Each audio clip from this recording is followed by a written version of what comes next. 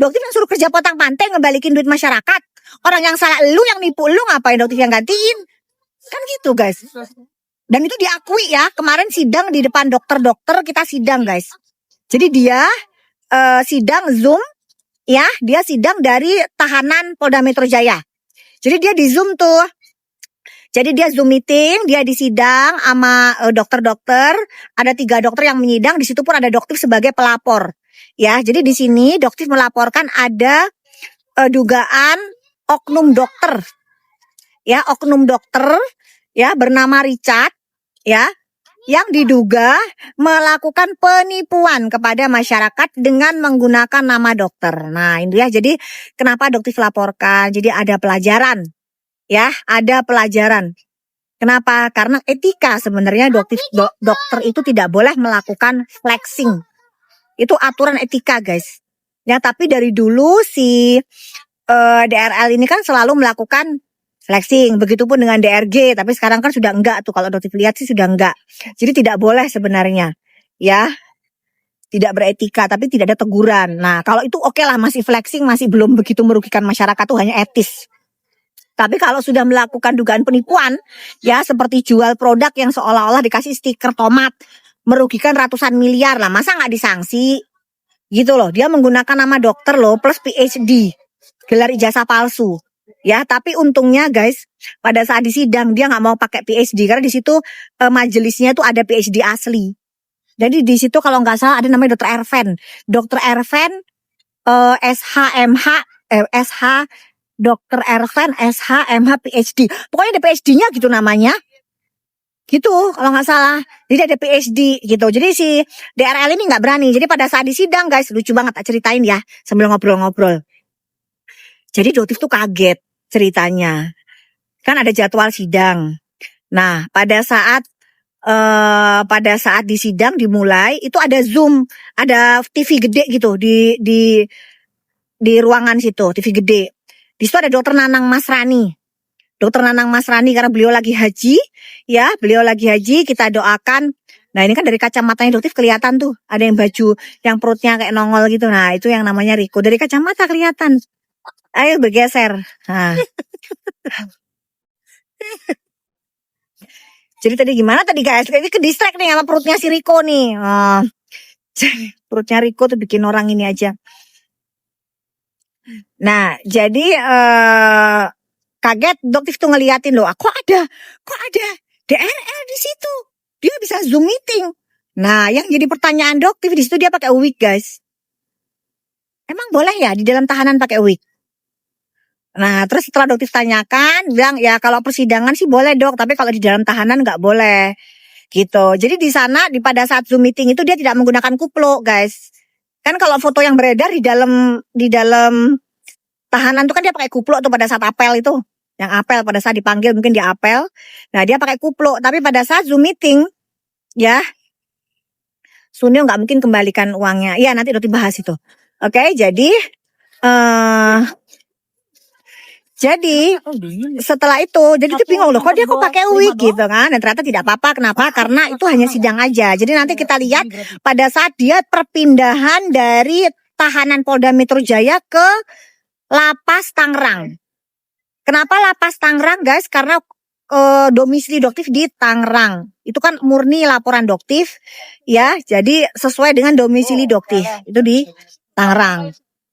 Gitu. Nah, kalau tadi bilang Sunil nggak mungkin kembalikan duitnya. Nggak apa-apa Sun. Ya, DRL nggak kembalikan duitnya nggak apa-apa guys. Nggak apa-apa. Tapi disita sama negara. Ya. Jadi nanti akan disita sama negara. Nah, dari audit BPKN itu ya akan dikembalikan lagi ke kalian intinya. Jadi dikembalikan secara paksa melalui keputusan negara gitu loh. Jadi berharapnya detik gitu. Jadi gini, misal nanti diambil nih, disita nih sama negara, nanti akan diminta oleh BPKN. Nggak tahu nanti gimana prosedurnya. Yang penting intinya kalian mendapatkan ganti rugi, intinya itu aja. Jadi meskipun Sunil nggak mau, tapi kalau disita sama negara guys, dimiskinkan. Jadi bahasanya dimiskinkan. Jadi diambil semua aset-asetnya dia, Rolls Royce yang dia pamerkan itu, Rolls Royce lah, apartemen lah. Itu disita sama negara, habis itu mungkin dijual, dilelang sama seperti kasusnya yang Harvey Muiz ya sama Sandra Dewi itu, ya kan, disita, dilelang, terus uangnya dikembalikan ke kalian untuk mengganti rugi. Tadi ada yang 8 box, ya kan, tapi berapa duitnya? Ya kan, ada yang beli 2 box, ada yang beli salmon DNA sapu-sapu itu, DNA sapu-sapu, diganti, ada yang injeksi mini stem cell ternyata sekretom, ya, gitu.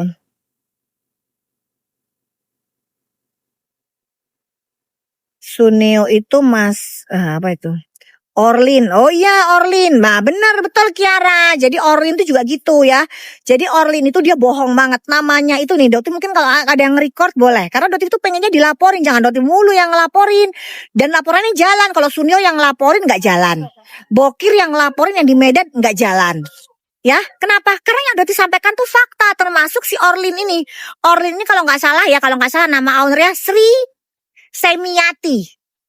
Semiati namanya, makanya dia Semi kan, Semi itu dari nama Sri Semiati, itu owner Orlin kalau nggak salah. Doti nggak tahu dia domisilinya di mana ya. Jadi dia sering bikin konten kalau etiket biru tuh nggak apa-apa katanya dia ya. Terus dia bilang konsultasi dokter itu bohong karena kita semua mendapatkan barang buktinya itu tidak melalui konsultasi dokter. Jadi sistemnya modusnya sama seperti produk yang Dokti beli dari DRW guys. Paham nggak? Jadi kurang lebih motifnya sama, modusnya sama. Gitu. Jadi menggunakan kayak instalasi farmasian. Gitu. Jadi nggak ada, itu kedok. Sekarang modusnya jadi kayak begitu guys. Ya, jadi etiket biru dianggap itu bisa diperoleh secara konsultasi dokter, padahal faktanya tidak pernah konsultasi. Ya, jadi hati-hati. Kalau udah kayak gini, apapun produk macamnya dari Orlin, skip aja. Kenapa? Itu ownernya nggak ada berhentinya. Dan Dotif akan laporkan. Ya, akan laporkan. Karena Dotif lagi ada di Banten ini kan. Tapi yang jelas Dotif laporkan. Ya, sama seperti yang di RW kemarin. Itu Dotif laporkan. Karena barang buktinya banyak, saksinya pun banyak. Jadi sudah siap untuk dilaporkan. Jadi bukan cuman kayak si Intan itu, Miss Gosip itu. Ya kan?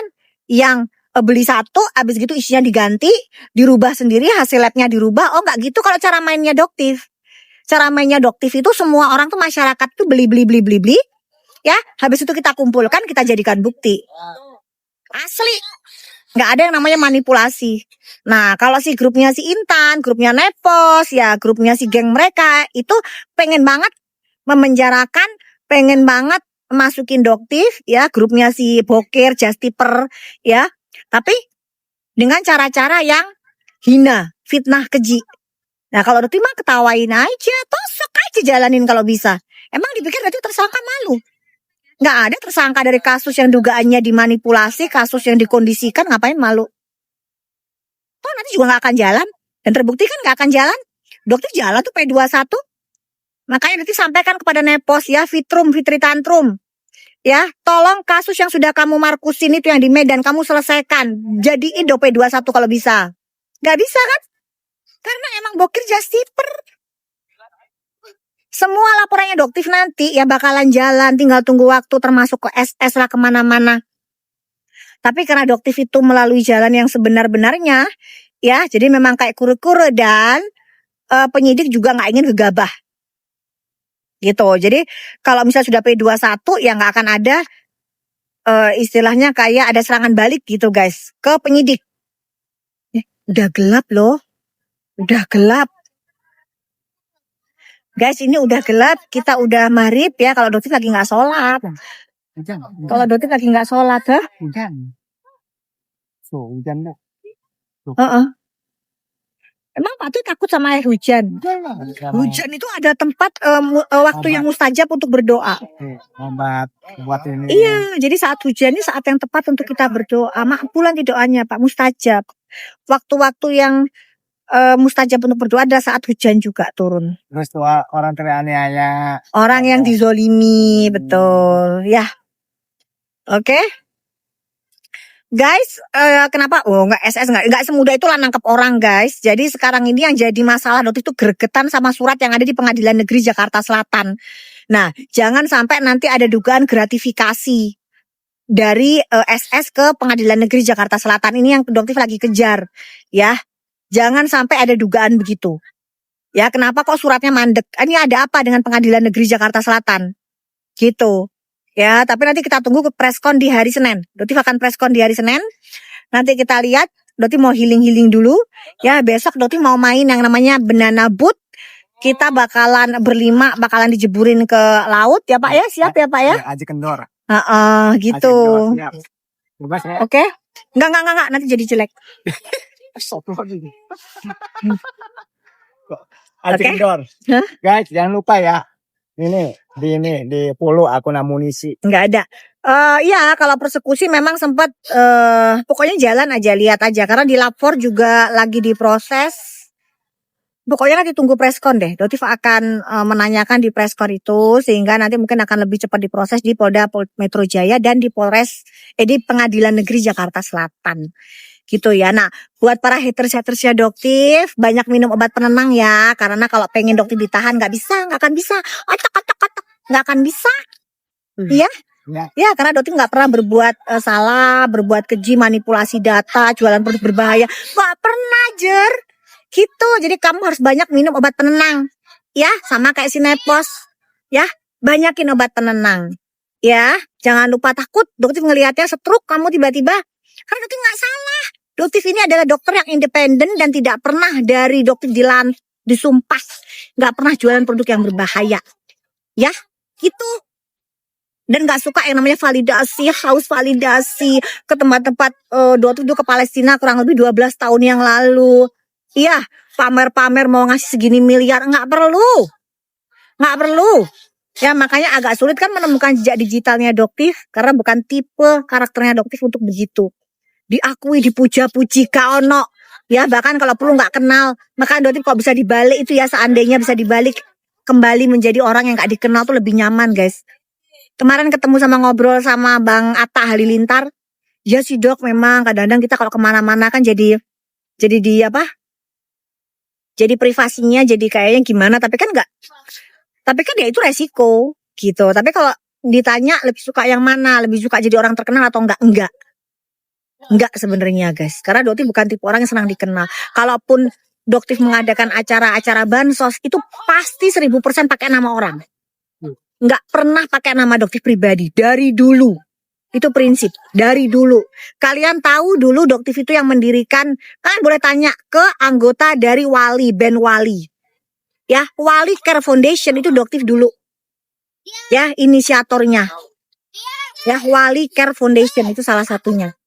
Ya, dan Doktif tidak pernah menggunakan nama Doktif.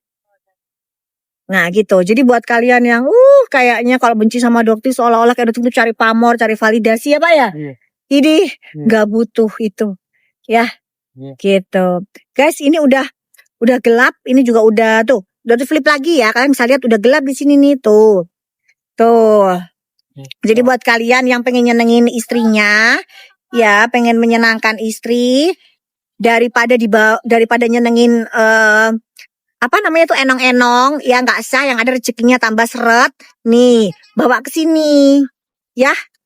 Nah, kalian bawa ke sini supaya rezekinya lancar, itu paling mudah menyenangkan istri. Jangan pelit ke bini. Nah, itu insya Allah rezekinya kalian lancar. Oke, guys ya, Doktif pamit. Kalau ada salah-salah mohon maaf. Insya Allah nanti kita ketemu. Mungkin kalau live, kayaknya enggak deh, termalam enggak, mungkin besok kali ya. Besok. Sama preskon nanti di hari Senin. Oke guys, Doktif pamit, love you all. Bye-bye. Thank you Grokser, Cing Wali. Thank you sayang. Sama.